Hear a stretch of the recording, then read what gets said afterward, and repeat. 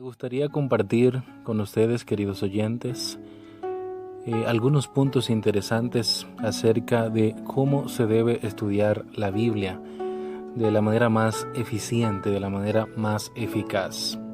Y número uno es que antes de estudiar debemos orar. Este es uno de los más grandes principios de interpretación bíblica, ya que la oración nos conecta con el trono de la gracia para abrirnos el entendimiento. El apóstol Santiago dice que si nosotros estamos faltos de sabiduría, debemos pedírsela a Dios. Esto se encuentra en Santiago 1:5. La Biblia fue inspirada por el Espíritu Santo, segunda de Pedro capítulo 1, verso 21. Por lo tanto, solo el Espíritu Santo nos puede conducir a esa verdad. Juan capítulo 16, verso 13.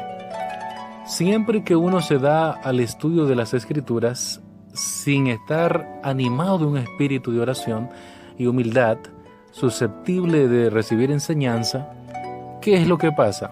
Pues los pasajes más claros y sencillos, como los más difíciles, serán desviados de su verdadero sentido. El punto número 2 es que es importante que nosotros utilicemos una concordancia. La concordancia sirve para encontrar las palabras o pasajes que hablan de lo mismo, y así llegar al verdadero significado del texto. En realidad, la Biblia es su propio exégeta, la Biblia es su propio intérprete. Nosotros debemos de comparar texto con texto. Debemos de ver en toda la Biblia los textos que hacen referencia a un mismo tema. Un pasaje es la llave para abrir otros pasajes. Y de esta manera la luz se derramará sobre el significado oculto de la palabra.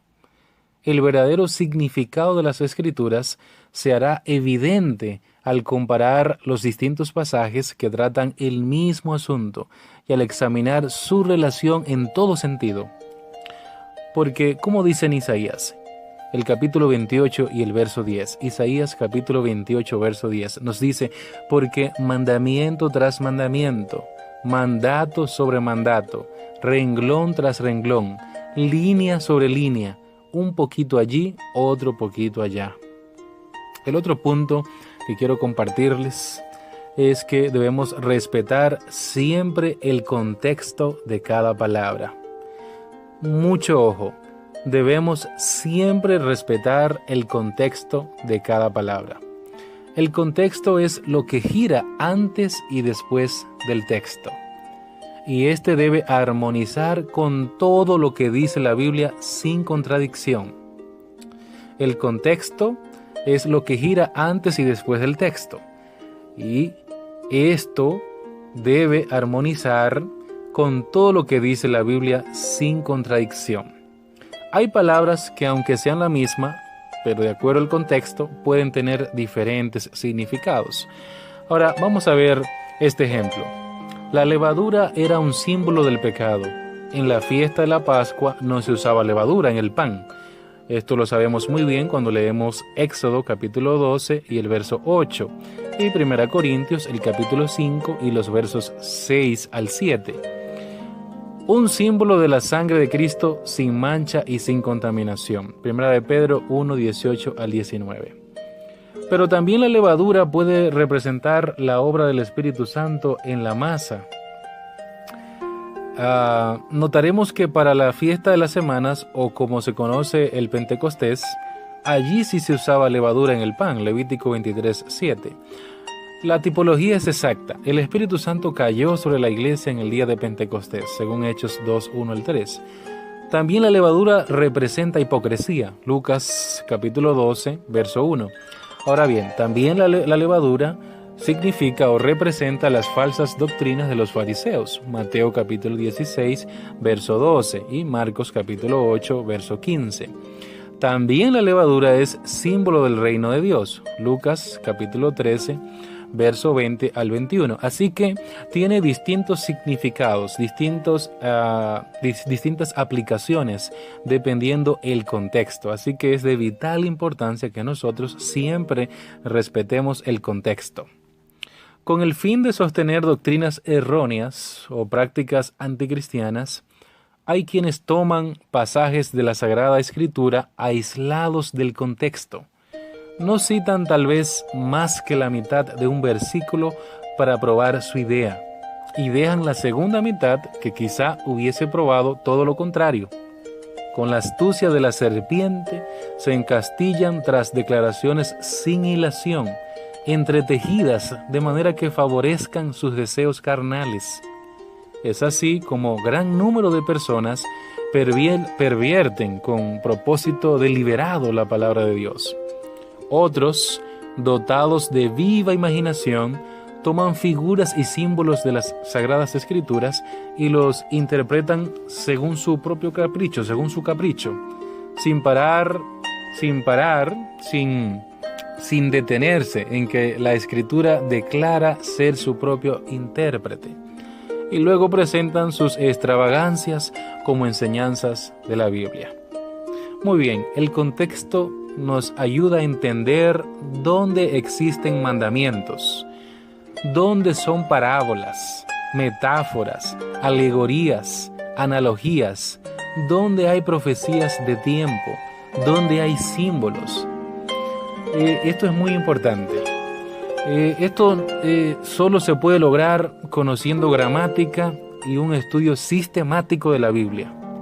Esta es una de las razones del por qué hay tantas enseñanzas absurdas y descabelladas, supuestamente sacadas de la Biblia, supuestamente basadas en la Biblia, pero solo son el fruto de indisciplinados en el estudio de la Biblia.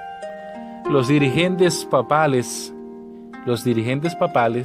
escogen en las Sagradas Escrituras los pasajes que mejor convienen a sus propósitos, los interpretan a su modo y los presentan luego al pueblo, a quien rehúsan al mismo tiempo el privilegio de estudiar la Biblia y de entender por sí mismos sus santas verdades. Toda la Biblia debería serle dada al pueblo tal cual es. Más valiera que éste no tuviese ninguna instrucción religiosa antes que recibir las enseñanzas de las Sagradas Escrituras groseramente desnaturalizadas. Muy bien, el siguiente punto: use varias versiones o traducciones de la Biblia. Este principio es muy importante, ya que en la actualidad tenemos muchas traducciones de Biblia, y la mayoría están mal traducidas, lamentablemente. Pero cuando se leen varias versiones, ayuda a esclarecer el significado del texto. Otro consejo, otro punto: use un diccionario griego y hebreo. Esto le ayudará al ver el significado gramatical del texto. Mostremos un ejemplo de esto. Esto nos va a ayudar a ver el verdadero significado del texto de manera gramatical. Hay un ejemplo. Muchos usan Romanos 10:4 para enseñar que Cristo es el fin de la ley, pero al ver la raíz gramática del texto nos ayuda a esclarecer el significado. La palabra fin, aquí que se menciona, se podría entender mal si no se estudia el significado original de la palabra. En griego, la palabra es telos, que podría traducirse objetivo, meta o propósito. Esto significa que el objetivo de la ley es conducirnos a Cristo para ser justificados. En ningún momento se debe de entender que telos significa que la ley caducó o dejó de existir. Esto sería sacar de contexto las palabras del apóstol. Pablo lo que está diciendo es que la función de la ley es conducirnos a Cristo,